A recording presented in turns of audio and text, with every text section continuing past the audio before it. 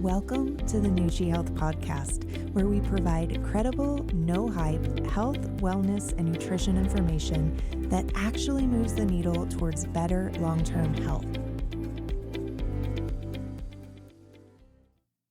Welcome to episode 10 of the Nutri Health Podcast. I'm your host, Dr. Erin Glenn. Last week, we kicked off our new series with an introduction to metabolic health and 7 actionable tips to start moving the needle towards better numbers on your metabolic health metrics. We discussed how only about 10% of American adults are considered metabolically healthy, defined as having optimal levels of blood sugar, blood lipids like triglycerides and cholesterol, blood pressure, and body fat, without medications for those parameters. In the upcoming episodes, I'll show you how to assess where you land on the metabolic health spectrum in each of those 4 areas, and simple evidence-based tools and practices to shift your numbers in a positive direction without expensive treatments or medications. Today, we're taking a deep dive into blood sugar, what it is, the factors that influence it, how to find your blood sugar numbers, what those numbers mean in the context of metabolic health, questions and tests to discuss with your doctor, and strategies to get to and maintain healthy blood sugar levels. As I was developing this episode, it became clear that I wasn't going to fit in all the information I want to share while also keeping it below about 30 minutes, which is my new aim to keep my episodes a little more digestible. So our glucose discussion will be spread over 2 episodes. Before we jump in, I want to highlight, I am a PhD researcher with expertise in metabolic health. I am not a medical doctor. While the tips I'm sharing today are based in solid science, this is not individual medical advice. If you have a medical condition or are taking medications, it's always important to discuss lifestyle changes with your doctor because those changes can affect your course of treatment, medication dosages, etc. Please never stop or change any medications without guidance from your prescriber. All right, why should you care about your blood sugar numbers and controlling blood sugar? The short of it is, blood sugar is critical for life, but high levels for too long can cause damage in the body and a range of complications from low energy and poor brain function to chronic inflammation, type 2 diabetes, and organ, nerve, and blood vessel damage, just to name a few. Being conscious of and controlling your blood sugar long-term is one of the most important investments you can make in your health. And the good news is, there are a few key practices that don't require you to make huge shifts in your day-to-day routine. It really is the little things that add up day in and day out over time. So let's get into the information. I'm about to go into a few minutes of definitions and background info here. So if you're already familiar with blood sugar and you just want the tips, please skip ahead using the timestamps. And I also want to note, if you're listening versus watching, I'm including many visual aids in this series. So check out our YouTube channel to see those visualizations as well. Let's start with some definitions. The technical term for blood sugar is blood glucose, and that's because glucose, which is a simple sugar, is the main sugar found in our food and in our bodies. So I'll use those terms interchangeably today, blood glucose and blood sugar. Where does the sugar or glucose in our blood come from? Remember, there are 3 macronutrients in food: carbohydrates, fat, and protein. The body breaks down carbohydrates from food into smaller components, and glucose is one of the main sugars in carbohydrates. There are different types of carbohydrates as well, which we'll cover a little bit later. But for now, know that there are certain carbs the body can break down quickly to access the sugars present, and other carbs that take the body longer to break down, though both types contain sugar and will ultimately raise blood sugar levels to some extent. After digestion, glucose is transported in the blood throughout the body. It's delivered to the cells, which will either convert glucose to energy for immediate use or store it for later. When we haven't eaten food in a while, the body will tap into the stored glucose reserves, or it will make new glucose in the liver. Our body is naturally very good at regulating blood sugar through many different mechanisms so that we always have energy for critical bodily functions. However, today's tips are going to focus on the dietary component, how we can optimize the glycemic response to food. The glycemic response is how your blood sugar responds to carbohydrates, how fast blood sugar increases after eating, how much it increases, and how well your body can get you back to normal blood sugar levels after a meal.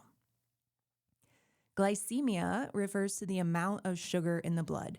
So normoglycemia means normal levels, hyperglycemia means higher than normal levels, and hypoglycemia is lower than normal levels or low blood sugar.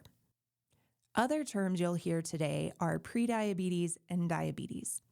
There are two distinct types of diabetes, type 1 and type 2.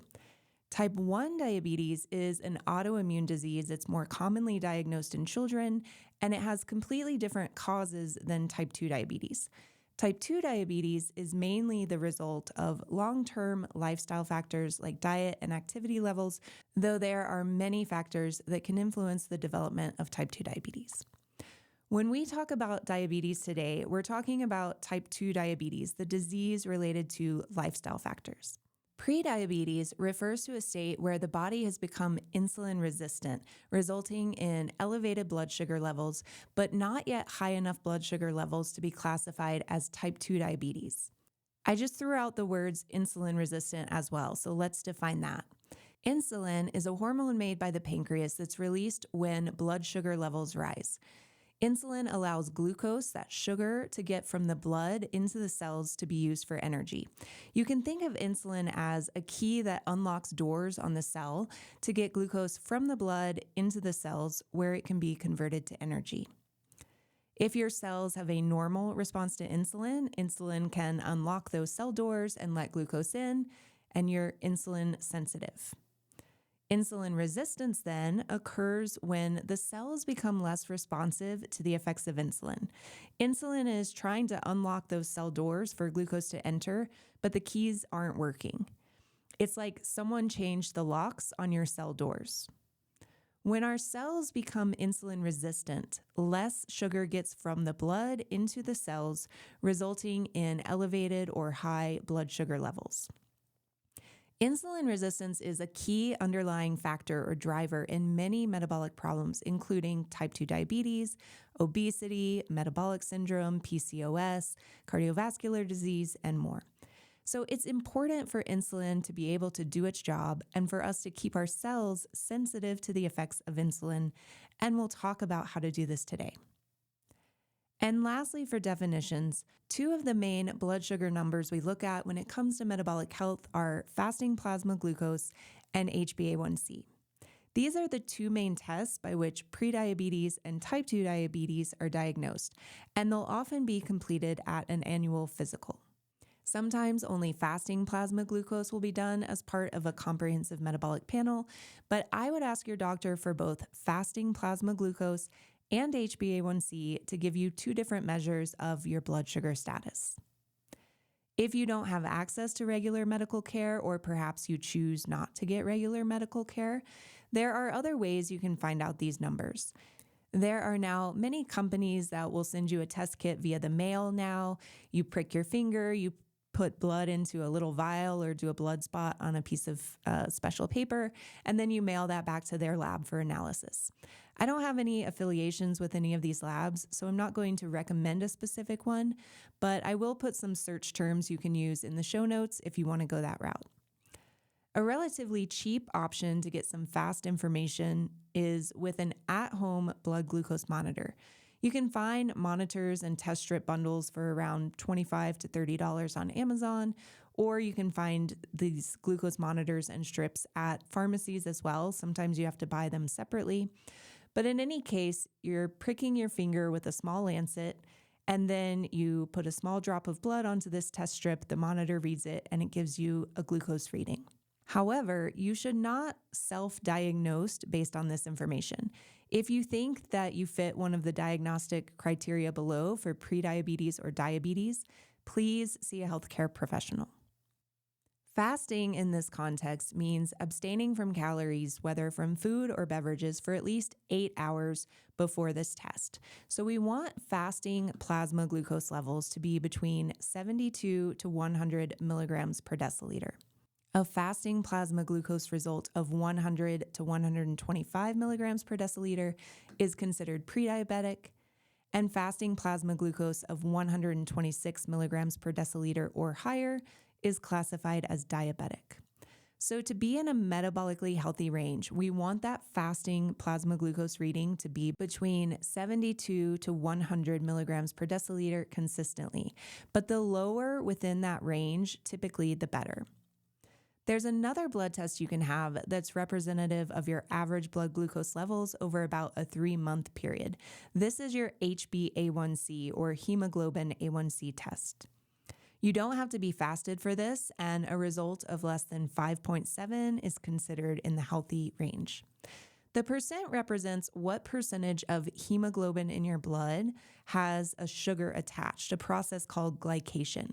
The higher blood glucose you've had over the last few months, the more sugar molecules will attach to the hemoglobin in your blood. So a higher percentage of glycated hemoglobins means you've had higher blood sugar in the last few months. An HbA1c between 5.7 to 6.4 is considered prediabetic, and 6.5% or greater is indicative of diabetes.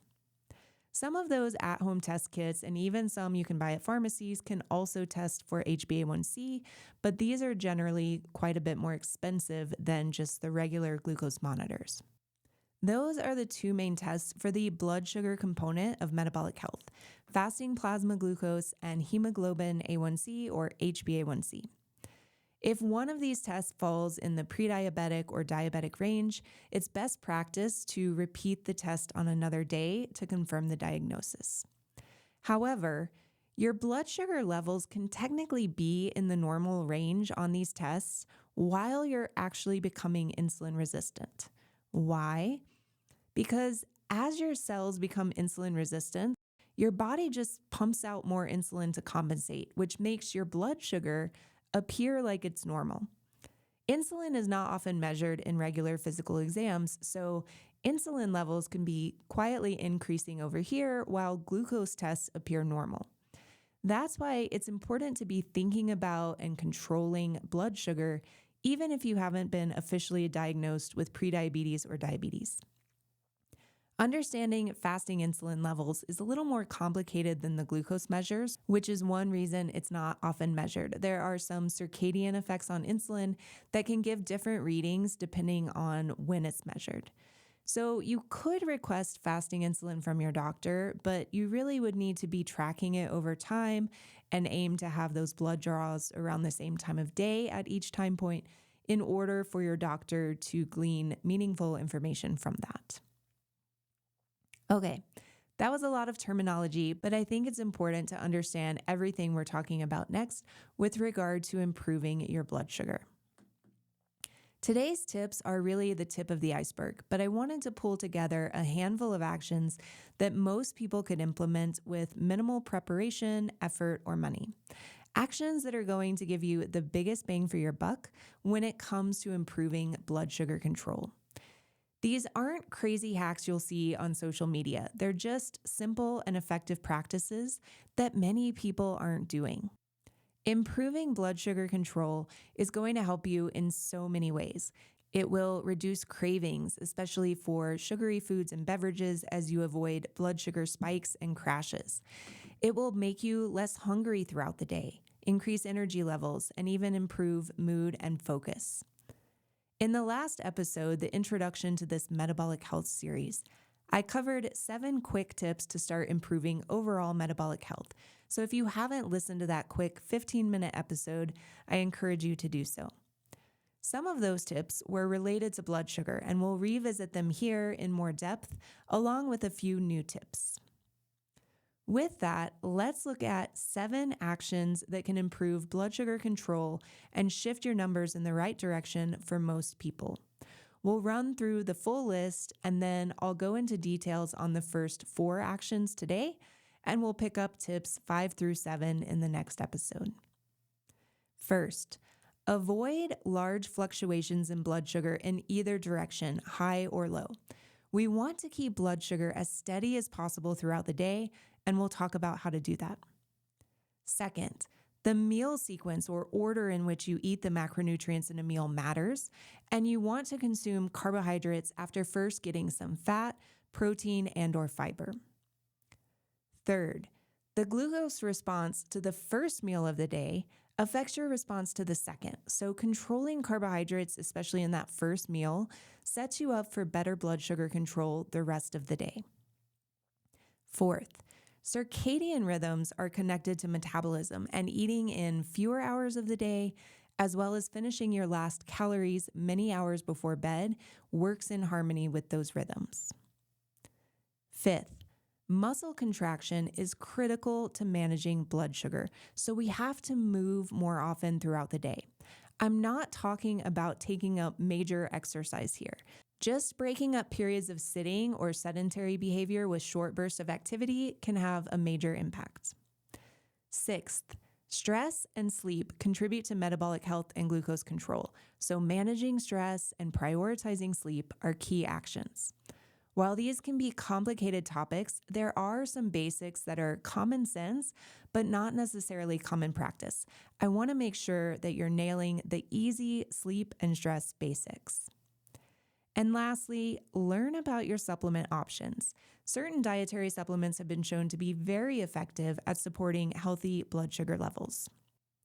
It's an individual decision whether any of them are right for you, but I want you to know your options, so we'll review my top supplement recommendations and considerations for those. For time's sake today, we're taking a deeper dive into the first 4 actions, and we'll pick up with the remaining actions in episode 11. Action 1, avoid large fluctuations in blood sugar, keeping blood sugar as steady as possible throughout the day. We want to keep glycemic variability low. What does that mean? It means you want to keep your blood sugar levels in a small window above and below your average glucose. You don't want major swings above that average or major drops below. This is because high glycemic variability is associated with negative outcomes, such as increased complications in people with diabetes and increased risk of cardiovascular disease. The only way to truly know your glycemic variability at this time is to wear a continuous glucose monitor, or CGM. That's out of the realm of today's discussion, but we will do a future episode on using CGMs because I think they're a valuable tool. So without having a continuous glucose monitor to see what your blood sugar is doing at any given time, how can we reduce your glucose swings, the ups and downs, to reduce glucose variability? One major way is through managing your carbohydrate intake. Remember, when you eat carbohydrates from food, these get broken down into smaller components, which will raise blood sugar levels as that glucose circulates in the blood to be delivered to your cells. Generally, the more carbohydrates you eat or drink, the more blood sugar will rise, but this is influenced by many factors. First, the different types of carbohydrates we mentioned earlier. Simple carbohydrates, also called simple sugars, are things like regular old sugar, white sugar, powdered sugar, brown sugar. These simple sugars are also found in syrupy things like honey, maple syrup, agave nectar, corn syrup, high fructose corn syrup. They're found in fruits and the sugar in milk. Lactose is also a simple sugar. Because these carbohydrates are already in simple forms, they're easily digested and absorbed and will increase blood glucose levels pretty quickly when consumed. A lot of the foods we consume contain simple sugars, and generally processed foods like cakes, cookies, soft drinks, breakfast cereals, ice cream, candies, those are all going to contain these simple sugars. The other type is complex carbohydrates. These are longer, more complex chains of sugars that take the body longer to break down and therefore generally don't spike blood sugar as quickly as the simple carbohydrates. Complex carbs are found in whole, unprocessed foods such as whole grains, beans, legumes, fruits and vegetables, which also come with a variety of other beneficial nutrients like fiber, vitamins, and minerals.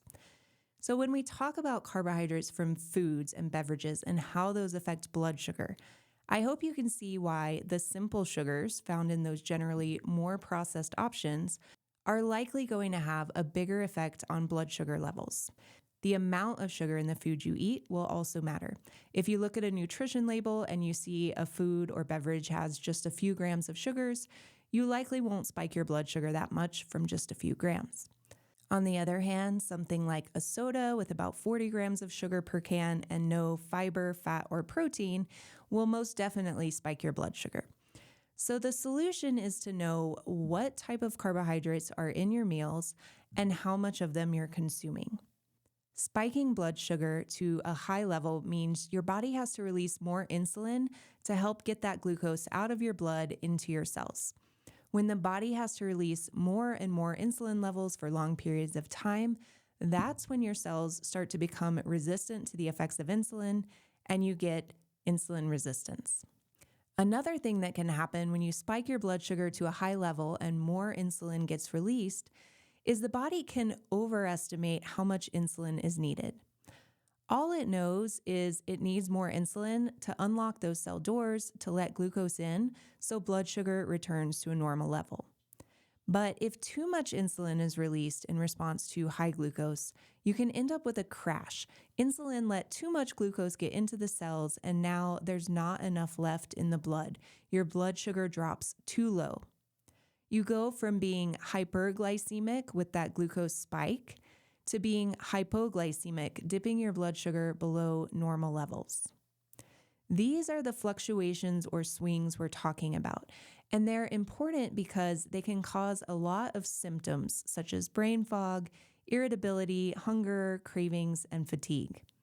The extreme ends of hyper and hypoglycemia can also be life-threatening. So back to the action. Action 1 is to avoid large fluctuations in blood sugar, and the way to do that is by understanding the effects the carbohydrates you eat have on your blood sugar. Focus on getting more complex carbohydrates from whole foods like fruits, vegetables, whole grains, and legumes that take the body longer to break down and also come with a lot of other beneficial things like vitamins, minerals, and fiber. Action 2 is all about timing your carbohydrates within a meal. Now, this applies to both simple and complex carbohydrates, but it's going to be more important for the simple carbohydrates. Simple carbs are found in foods like white bread, white rice, sugary breakfast cereals, soft drinks and juice, pastas, and other processed foods made from refined flour, things like crackers, flour tortillas, pastries, desserts. If those things are part of your meal, you want to time them later in the meal after you've consumed food with a decent amount of fiber, healthy fat, and/or protein. Why? Consuming simple carbs on an empty stomach will allow them to be quickly digested, spiking your blood sugar levels. But having some fiber, some healthy fat, and/or protein in your stomach first has been shown in numerous scientific studies to slow digestion, slowing how quickly the sugars from those carbs enter your bloodstream and creating a lower and slower glucose response. This has many additional benefits, including stimulation of incretin hormones and gut hormones like GLP-1, PYY, and CCK. These hormones can enhance insulin sensitivity, suppress appetite, slow digestion, which is going to keep you feeling fuller for longer, and even aid digestion by stimulating the release of digestive enzymes. If you're going to consume simple carbohydrates, aim to get at least one of those other macronutrients, fat and/or protein, preferably with some fiber beforehand. It would be optimal to do the meal sequence concept for complex carbs like whole grain products and fruits too, but doing it for at least those simple carbs will have the biggest impact. How can you get some fat, protein, and/or fiber at the start of your meal? Vegetables with some healthy fat like avocado or olive oil is an easy one, so you could start with a salad or a vegetable appetizer. If you don't like vegetables that much or you don't always have them with every meal, a fiber supplement, particularly one with soluble fiber, is a great option. Having some nuts or seeds will give you both fat and fiber. Chia seeds in particular are good because they're high in soluble fiber and they form a gel-like matrix.